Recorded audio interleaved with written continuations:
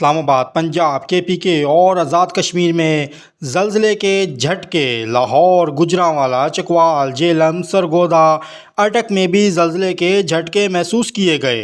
ज़लज़ले की शिद्दत 6.2, गहराई 190 किलोमीटर रिकॉर्ड की गई।